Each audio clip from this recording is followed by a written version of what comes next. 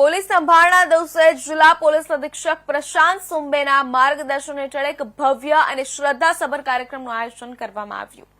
આ કાર્યક્રમમાં તમામ ડિવિઝનના ડીવાયએસપી, પીઆઈ, પીએસઆઈ તેમજ જિલ્લાના તમામ પોલીસ સ્ટેશનોના સ્ટાફ સભ્યો મોટી સંખ્યામાં ઉપસ્થિત રહ્યા હતા। Palanpur police headquarter parade ground ખાતે શહીદ થયેલા પોલીસ જવાનોને શ્રદ્ધાંજલિ અર્પણ કરવામાં આવી। પોલીસ અધિક્ષક પ્રશાંત સુંબે દ્વારા શહીદ સ્મારક પર પુષ્પ અર્પણ કરવામાં આવ્યા હતા। તેમજ પોલીસ કર્મીઓએ મૌન પાળી દેશની રક્ષા માટે પોતાના પ્રાણોનું બલિદાન આપનાર તમામ શહીદોને શસ્ત્ર સલામી સાથે શ્રદ્ધાંજલિ આપી હતી।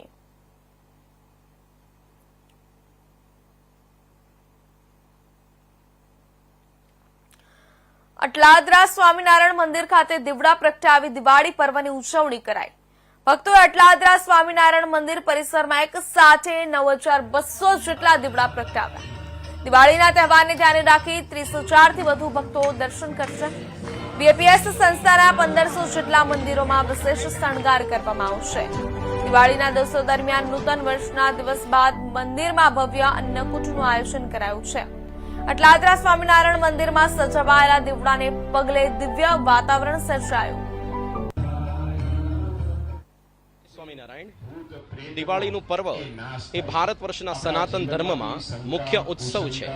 રમા એકાદશી ધનતેરસથી માંડીને લાભ પંચમી સુધી આ પ્રકાશનું પર્વ આપણને આપણા જીવનમાંથી અજ્ઞાનરૂપી અંધકાર દૂર કરીને ભગવાનનો જ્ઞાનરૂપી પ્રકાશ પાથરવાની પ્રેરણા આપી રહ્યું છે।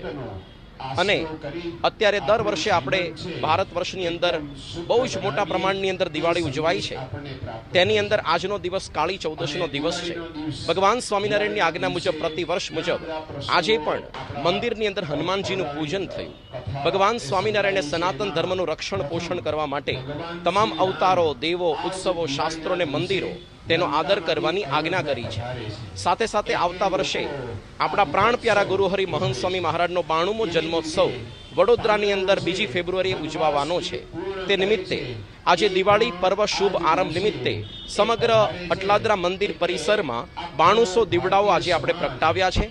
જાણે આખું આકાશ મંડળ, નભ મંડળ આ દિવ્ય ભૂમિકા પર ઉતરી આવ્યું હોય તેવું સુંદર દ્રશ્ય આજે અહીંયા સર્જાયું છે। અને આવતીકાલે દિવાળીનો પર્વ છે, જેની અંદર સાંજે 5:30 વાગે 1,000થી વધારે હરિભક્તોની હાજરીમાં શારદા પૂજન થશે। નૂતન વર્ષનો પ્રારંભ સવારે 7 વાગે મહાપૂજાથી થશે। 2,000 જેટલા હરિભક્તો આનો લાભ પ્રાપ્ત કરશે। ત્યાર પછી સવારે 9 વાગ્યાથી રાત્રે 7 વાગ્યા સુધી 920 વાનગીઓનો અન્નકૂટ ભગવાન સમક્ષ ધરાવવામાં આવશે। સમગ્ર દિવસ દરમિયાન 30,000થી વધારે ભાવિકજનો આનો લાભ પ્રાપ્ત કરશે।